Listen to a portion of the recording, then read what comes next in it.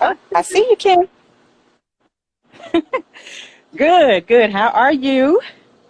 See you in your I'm doing garden. fantastic. Thank you so much for having me on this Friendpreneur Friday. This is awesome. Yes, I am all about friendship and entrepreneurship. So we're going to combine the two and kick off this series as friendpreneurs. Now, we're here because we want to hear all about you as an entrepreneur and what you're up to, what inspires you, where you see yourself going. I see you're in your garden, so I'm in mine. Mine is probably not as fancy as yours, but here I am. And I want to hear all about joyful living. Wow, joyful living is just something that I'm truly passionate about because it was through my life experiences that I knew that I wanted to live joyfully and just not exist and just not survive. I wanted to really enjoy this experience. But I realized early on that it wasn't just me that was looking for this joy in life that we were innately born with, but sometimes the circumstances of life kind of takes it away from us. So I wanted to share that with others. So in 2014, I became a certified life coach. I'm a certified Christian coach. I do holistic pain management. I do guided visualization. Just all of these things that we can. I'm a gardener. I love spending time in nature. Just all of these things that we can do that will help us tap into what we already have innately. Mm-hmm. Now, you mentioned four things. I want to hear more about those four things. Okay. Which one do you want me to talk about first? So, you said something about holistic. What was that? Holistic pain management. Yes. Yeah, let's talk about that. Well, I'm in my early years, from age of birth to about 45 years old, I experienced chronic pain because I was born severely bow-legged. You know, people see little bow-legged kids and think, oh, that's so cute. But mine was so severe that it hindered my ability to walk. So I knew in my 30s I was too young to qualify for total knee replacement at that time, but I was suffering immensely every day. I think when I met you, I was in the throes of chronic pain, but I was in my 30s. I was a young woman, but I didn't want pain pills.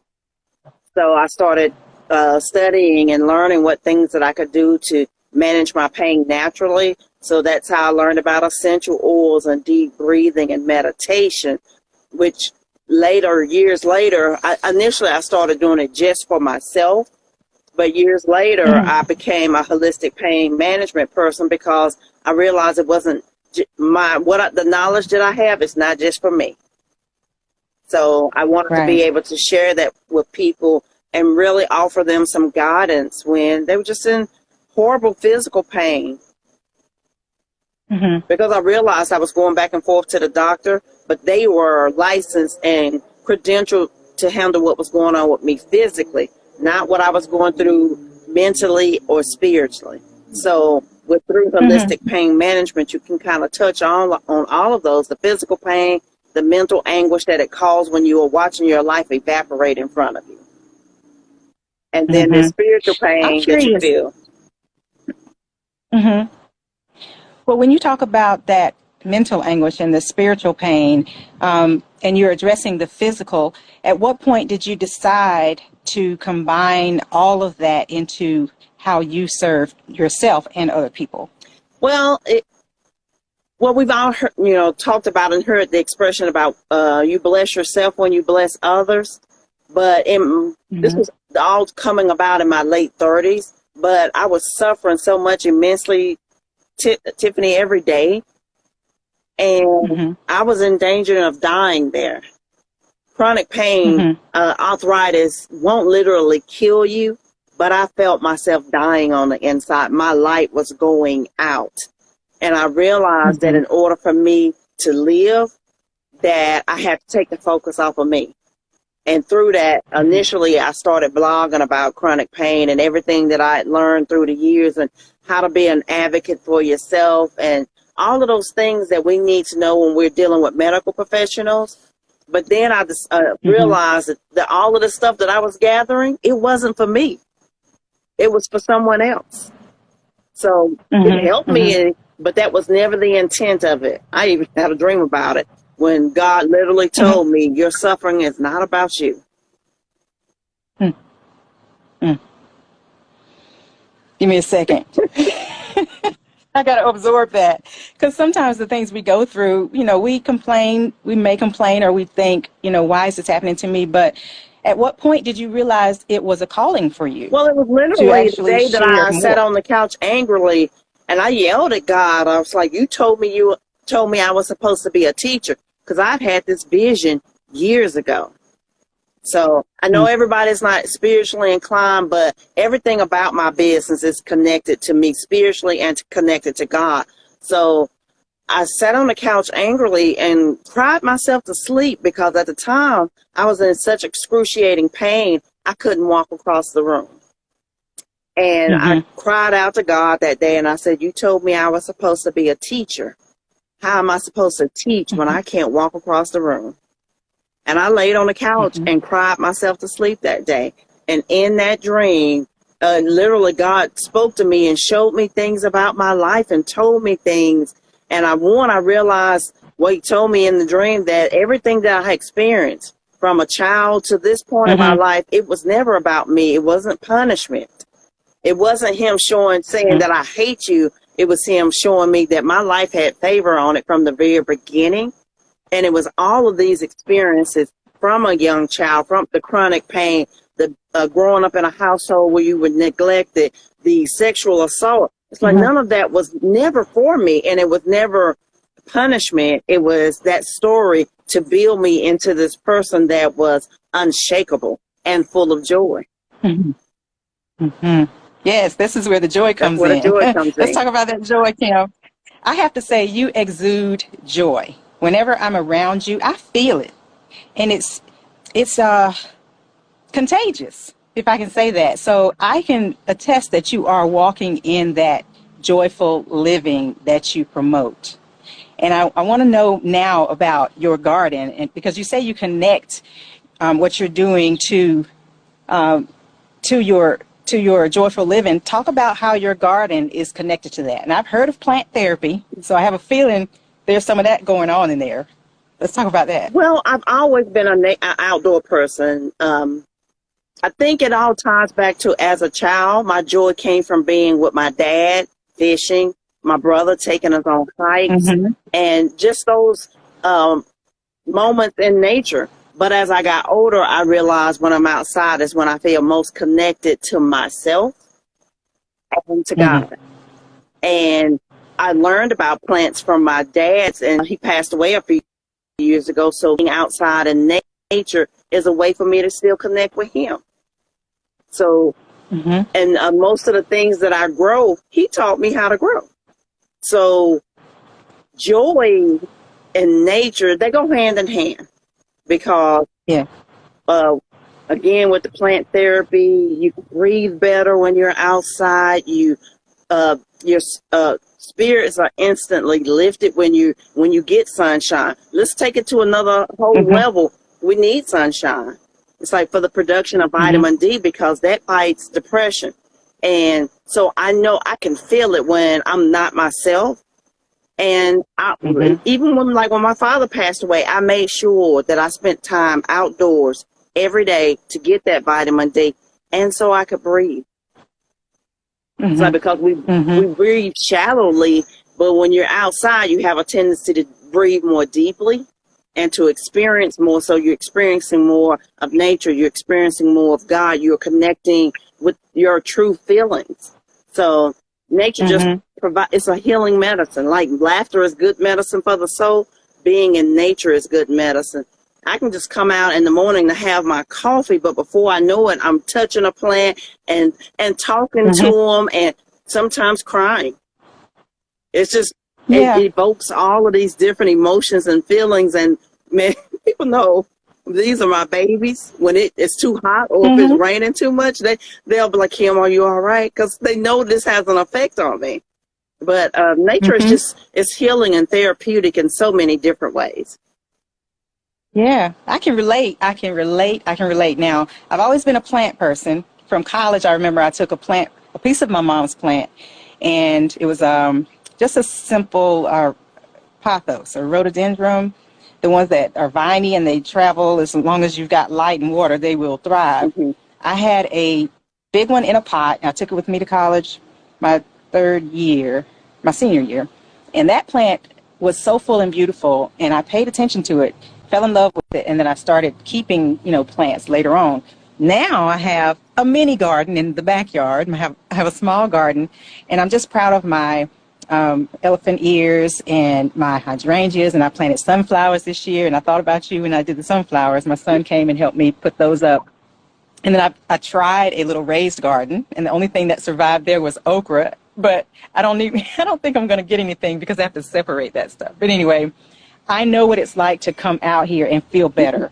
If I come in the morning and I'm watering my plants, I feel good, and when I haven't paid attention to them, I feel bad because I know they need attention, But I do have a hydrangea that I brought from my mother's homegoing service. Oh, that's awesome. And when I planted that, it's thriving, it rooted well, and it looks good. And there's some other plants that I literally transplanted from her yard that are throughout my yard. And it makes me feel good to know that she's, in that. I can feel close to her when I'm watering my garden. Yeah. So I understand that plant therapy. And then I really love the fact about gardening is about community, because you mentioned it was a transplant, but the things that are in the Joyful Living Garden, every year I'll start things from seeds and I give them to other people. But in return, my neighbors give me things. My brother has given me things. And just to walk around this garden and see the connection that it has to other people and to other places and other times it's therapeutic. It's like it's community. Oh yeah. And we all share food. Common is food. Yeah. And I think that was one of the things that our ancestors, that they enjoyed, that we are losing out because we don't produce our own food. They bartered, they shared with each other, and it made each other, people that live down the street, more like family as opposed to neighbors, where now sometimes we won't know our people that live 3 or 4 houses down. We see them and we'll recognize them as like, oh, they live 3 houses down, but we don't know them. Yeah. Guilty. But guilty. We can all do better. Creates community. So can you tell us about what you have planted and what you've learned over the years, and how long have you been doing the gardening, by the way? 4 years, and I literally was sitting on my patio with a single tomato plant. And God said, turn your camera on. And I turned it on and just started talking. But what I do is I take things in nature and then I relate it to us in our everyday life and our human existence. Just from how seeds, when you plant them, it multiplies and it'll create one plant that'll create the same fruit that had hundreds, if not thousands, of seeds that will do the very same thing that first seed did. So I just take what happens in the garden and relate it to life. But in the garden right now, I've got zucchini, red bell pepper, green bell pepper, cherry tomato, Roma tomato, Cherokee pepper, early girl, better boy, jalapenos, red cayenne pepper, Japanese eggplant, irises, sweet banana pepper, ginger, bee balm, and all kinds of mint, strawberries, and growing asparagus. Every year, my goal is to increase my knowledge. So I plant one thing that I've never grown before. Last year was ginger. So I enjoyed that harvest. So I did it again. This year, my sister suggested asparagus. Neither one of us knowing anything about it. I bought some, planted it, and found out that on your first year, it doesn't, it grows, but you're not supposed to harvest it. But for the next 15 to 20 years, those very same asparagus will bring you forth a harvest. I was blown away. But it's what you just learn all of these different things about what each plant requires. And it's very much like people, that everybody in your life, they add value to it, but they require something different. They need something different. So they're all individuals. They have different needs about sun and water and, just and the different nutrients. Some want a lot of potassium and calcium and things of that nature. Others don't. Some things you can plant together. Some things you should never plant together. It's like some people, they get Mm. along with everybody, but sometimes, don't bring your cousin Tom and your cousin Brad to the same cookout. It's going to be trouble. Same Right? thing with plants. You can Yeah. you just learn all So of these many ways to things relate it just to by life. observing the plants grow and what they need. Yeah. Mm. That's huge. Kim, you want to show us anything in your garden? Oh, I let's see what's see. behind you. What's that? Uh, Yeah, let's this scroll. is aroma tomato. Okay. Um, I thought it might be tomato. let me see if I can pick the camera up and show you a little bit better. This is Okay. a jalapeno. Well, this is a Mhm. jalapeno pepper. That's red cayenne pepper. Wow. It And looks so healthy. I also tried eggplant for the first time this year. And see those beautiful Hmm. Japanese eggplants? Wow. I have Kim. been living off of eggplant lasagna this year. It's so delicious. Sweet banana peppers. Yeah. I've got watermelon too, but the extreme heat and the extreme rain, most of them split because Hmm. the environments were not conducive to it. But I've got one that's surviving Yeah. that my son and I are looking forward to eating. Let's see. Yeah. And you Miss mentioned Daniel asked what are my community. favorite things to grow. I love tomatoes Oh, yeah. because Hmm. there are so many different varieties, and a lot of times people will say I don't like tomatoes, but what it means is they tried a particular variety and it was either too sweet for them or too acidic for them. But different tomatoes have different qualities. So every year I like to try a new tomato. This year was Cherokee Purple. I probably won't do it again because although I like them, it's too acidic for me. So I like a tomato that has a pretty balanced flavor, but I don't want one that's really sweet either. So, which is why Hmm. I Hmm. grape tomatoes.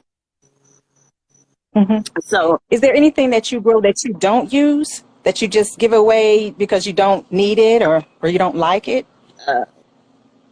nothing that I don't eat at all. I Hmm. say I'm trying to think of something that I don't have anything in the garden this year. I don't think that I don't eat at all. Um, Hmm. when I tried the asparagus, me and a friend of mine said that we agreed that I'm gonna experiment with okra next year because I don't eat okra. But what I've learned, Oh, Tiffany, well. is we get things out of a grocery store and we think we don't like it, but that stuff is Hmm. picked and shipped before it's ripe. So we're not tasting it at the peak of ripeness. So things that I thought Mm. I didn't like, even my son tried some different tomatoes that I had. And he's like, "It's okay," but the tomato in the grocery store has little to any taste to it at all. But the ones that are grown from the earth and they've got all of these nutrients and different things in them, they have an entirely different taste when they are vine ripened Yeah. versus when you get them in a grocery store. So Yeah. next So it's year, I'm true. going to I've try heard people. okra to see if it was just I Hmm. got some in a grocery store that I didn't particularly care for, but when they're ripe, I Yeah. may enjoy them. Oh, I have collard greens and kale too. Those are some things I just planted for the fall. You are not playing, I Kim. don't play. Look, I have heard people say that when they have grown something, it tastes much better. And so you just said that. I hear you, and it makes sense the way you put it. Not only because, it's from the earth and it's natural and it hasn't had time to spoil or, ripen too much, but because it came from work and your Yeah. hands and your effort and your love, that extra little dose of love that you put into it. So, can you tell us if you had to talk to somebody who was starting a garden because, say, they needed some kind of plant therapy, they needed some outlet, some way to relate to themselves and to whatever is going on in their life, how would you advise them Well, the first to thing, explore? don't try to start with what I've got here. It's 20 different varieties of plants out here because as much Hmm. joy as it brings, it's a lot of work. So you don't want it to be overwhelming to you. Start with one plant, one thing that you enjoy eating. And as the year or the next season, you could add something else on or try, maybe 3 or 4, but don't try 20, because I know people that had never gardened before, and then they wanted to create this. And although it's beautiful and it's peaceful, it's a lot of work. And you don't want to grow a lot of things and then you're like, I don't eat any of this. But try something that you know that you do enjoy. Get a kale plant or something that's easy to care for. You know, because you can go to any hardware store and they'll have tomato plants that are already in a pot. Now, let me warn you, those pots are too small for those plants. So even if it comes in a pot and it says it's a patio tomato, put it in a bigger pot. If you want it to really thrive and produce some things, put it in a larger pot and take care of your plant. Love on your tomato. Let it give you all of that love back, because it's going to produce abundantly. And once you feel like you're ready to add something else onto it, add to that. Add things that your family enjoys, because there is nothing more bonding than and joyful than you see your children excited about something they see in the garden. We were eating salads the other night, and my son says, "Did this cucumber come out of the garden?" He was like, "This is good." And I was like, "Yes, baby, it did." So when we go by the butterfly garden and there are butterflies and bumblebees, he'll run in from school and tell me what kind of butterfly he saw out there. Yeah, you like when the critters come, well, the good critters, when the hummingbirds come or the little birds, and they're enjoying it too. It just makes it even more special to have that garden, huh? Yeah. Okay, Kim. What about the next thing for Kim? What's next? The next thing for Kim, as you know, 2020 was really hard on my business. It suffered immensely because most of what I do is speaking, but I do more with doing the guided visualization, and it didn't translate well to online because people, they don't focus a lot of times when we're watching stuff online. You're doing other things, but this requires that you tap into all of your senses, that you get still. So what I do didn't really translate that well. So right now I'm working on rebuilding that aspect of my business, whether it's doing things with corporate, in corporate settings, women's groups, where I provide these guided visualization exercises that literally take you to the place that we're talking about, whether it's to the beach, the mountains. One of my one-on-one clients was an artist, so I used to take her to different museums around the world, to Paris, to London. One, I learned an immense a lot researching these places, but she'll contact me every now and again now. She's like, I still remember, and she's like, on a hard day, I go sit in that cafe in Paris you took me to. Like, she and I were there together. So I'm working on rebuilding that aspect of my business by doing events, by, women's groups. And I haven't really planned any events myself because I have my child as a foster child. So it's been a great experience, but I'm having to learn how to balance my time differently. So just working on rebuilding things in that aspect. Yeah. One thing that's constant is change, right? You got to go with the flow. I always got to pivot. Changes. Oh, that's one of the things that that will allow you to have more joy in your life. It's the flexibility and learning how to pivot when life shows up differently than what you expected. When death occurs, when divorces occur, when a sickness, if you can learn how to pivot, in basketball, in football, any sport, being able to pivot is critical. It's critical in life. We got to know how to pivot. It's got to be good. What if somebody wants to reach out to you, Kim? How do they find you? You can reach me on all social media outlets, Facebook, through my personal page, through Joyful Living Life Coach, through Instagram, through Twitter, through YouTube. I have a YouTube channel where my In the Garden, the Joyful Living, comes on every Saturday morning at 9 a.m. on Facebook Live and YouTube Live. So they can find me there, but they can also email me at joyfullivingwithkim.com. No, at joyfullivingwithkd@gmail.com. I had to change my emails. It's some different things, but look me up on Google. I'm Googleable. So you can find me. If you are looking for me, you can find me.